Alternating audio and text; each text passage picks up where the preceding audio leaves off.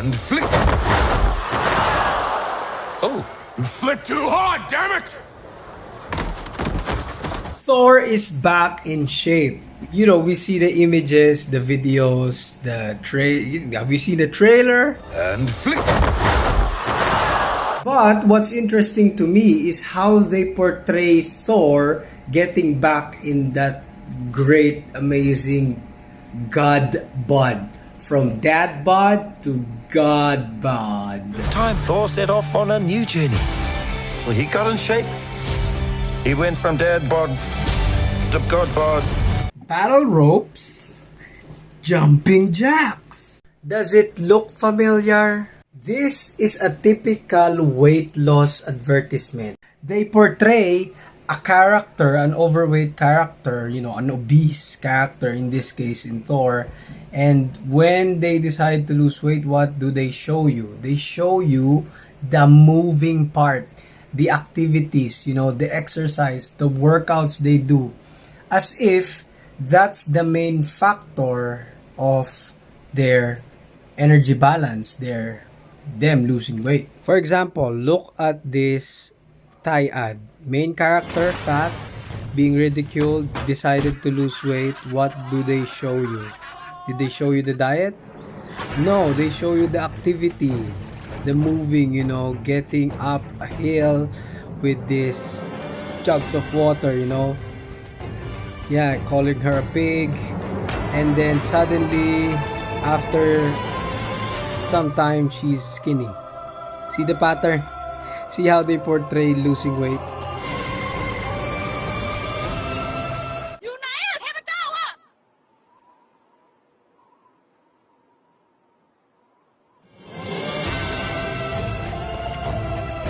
Exercise can help us a lot, okay, in terms of our health, our heart health, our mobility, you know, it can help a lot.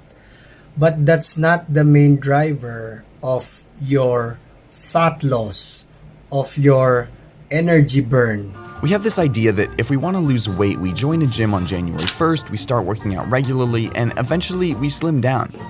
Well, here's some bad news. I read more than 60 studies on this, and it turns out exercise is actually pretty useless when it comes to weight loss.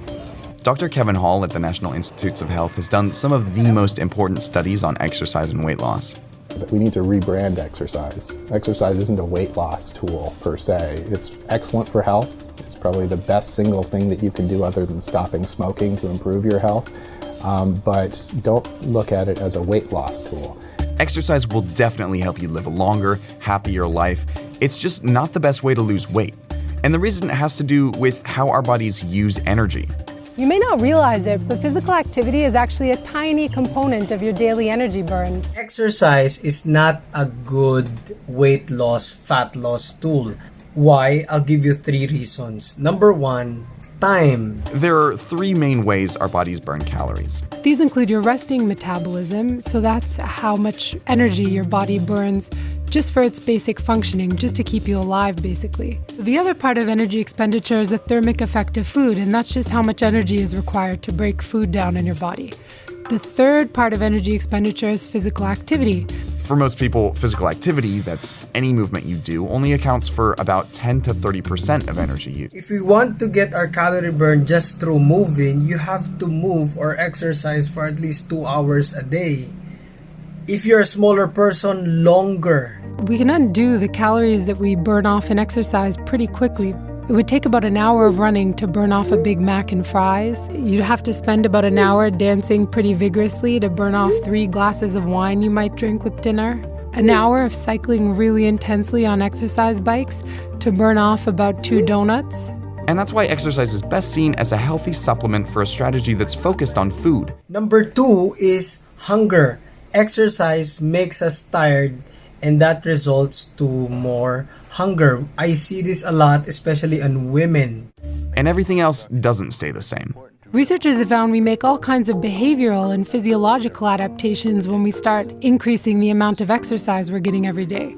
For one thing, exercise tends to make people hungry. And I'm sure you know the feeling. You go for a spinning class in the morning And then by the time you eat breakfast, you're so hungry, you maybe double the size of the portion of oatmeal you'd normally eat. Ghrelin goes up. You know, our hunger hormone, it goes through the roof when you have too much activity. The body is very smart at regulating energy. It's smart. There's also evidence to suggest that some people simply slow down after a workout. So if you went running in the morning, you might be less inclined to take the stairs at work.